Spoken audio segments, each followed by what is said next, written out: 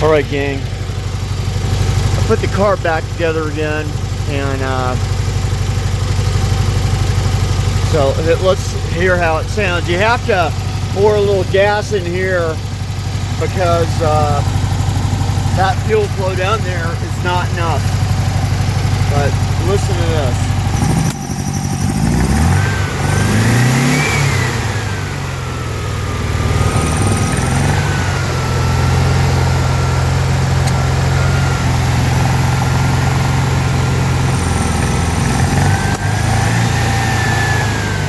So you can hear that popping.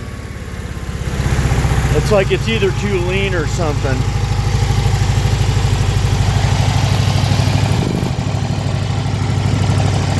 That's the idle adjustment.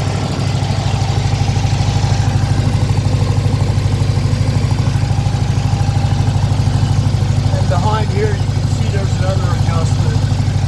I've opened that up a little.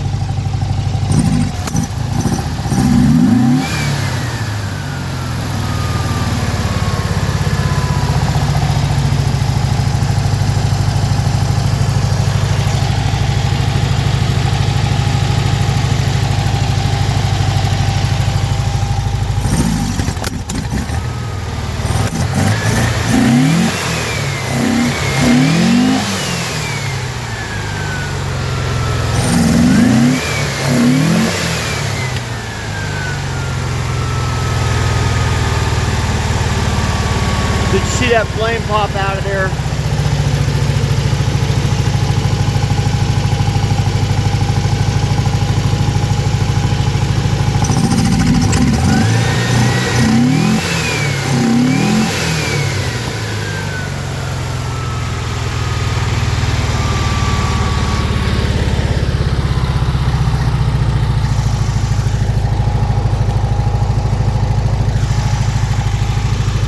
Yeah, right now, so if you want to start the thing, you have to pour some gas in here, because that fuel pump, even though it's new, it doesn't push enough fuel.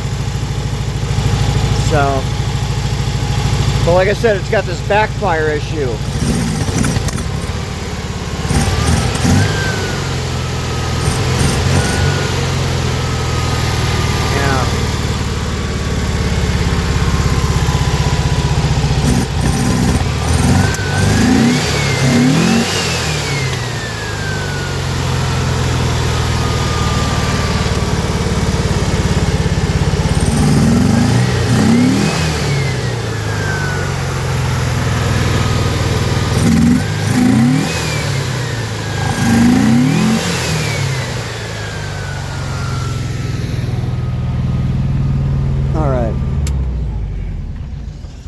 So that's what it's doing, and it does a little dieseling on the end when you turn it off.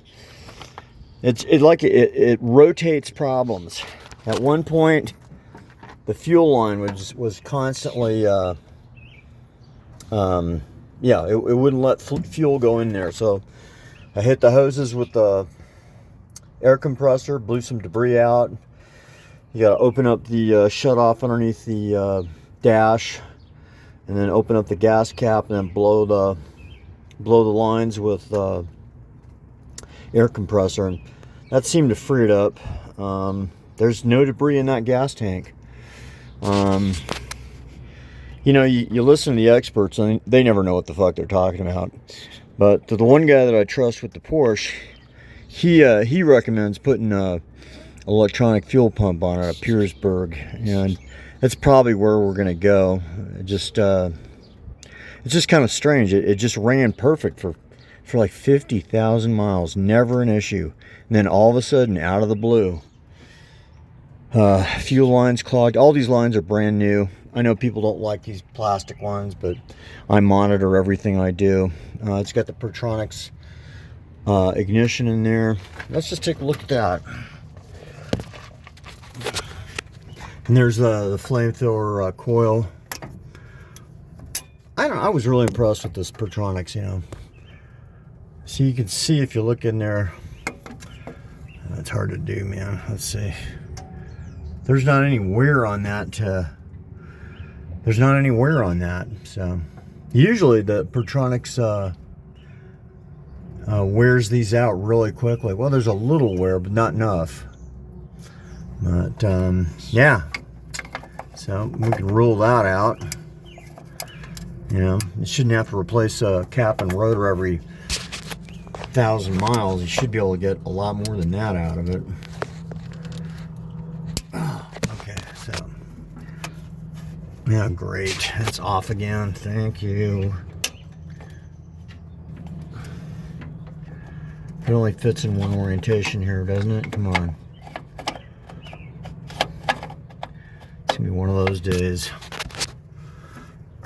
Yeah, so there, that's on. It fits in a certain orientation. Okay. So the cap sits on there. Yeah, all these plug wires are new. That coil, it's all good. Somehow the problem is in those carbs. I just don't know what it is. And yeah, you could hear it popping and backfiring. When you get it on the road and you open it up, then it starts shotgun blasting. I mean, loud. So yeah, I'm gonna have to have somebody else look at this. I'm at the end of my spectrum. You know, why should I spend 6 hours trying to figure this out when I can use somebody's brain that knows these cars and they'll figure it out in, you know, 15 minutes. And then they can tell me it, and then I can learn it, and then I know it for next time. You know, my only real complaint about Porsches and Volkswagens is how you access these plugs. I think it's a pain in the ass. You gotta reach your arm around here to get to it. Alfa Romeo, right on the top. Real simple. But yeah, it's a really fantastic old car. I was really lucky to get this thing. I have zero desire to sell it. So I tell you, that's the worst part of owning these cars. Isn't just paying for parts. It's dealing with the money-hugging penny huggers that just, all they can see is get that car from you so they can cash it in, you know, and pay their bills. Gotta just absolutely fucking detest those people. They're just parasites, you know. They're like financial planners. They're like bankers. They're all the kinds of people I just personally detest. I hate anybody that has anything to do with money. You know, everything is money to them. How they can cash it in, and yeah, just parasites. But there it is. One time I made the mistake of just leaving the fuel shutoff open, and which is underneath the dash, and holy shit, if the damn carb would stay open and it would run fuel back into the engine. It was really a disaster. I couldn't believe it. I was like, how the hell is the oil always full? You know, it wasn't oil, it was fuel. So now I'm very diligent to keep that closed. And yeah, if you go to the supermarket, you know, open on the way there, closed as soon as you step out of the car. And yeah, so it needs these little caps too, these little plastics. We'll figure it out. I'm gonna, like I said, I think I'm gonna put an electronic fuel pump on it and see if that'll help part of the problem. Like I said, that gas tank is clean. I've reached my hand in there and scrubbed the bottom of it. There's just no debris in there. And then when you open up these carbs, right back here where those two fuel lines meet is a little hex nut, and you pull that little brass hex nut off, and behind that is a little filter, and it was clean as can be.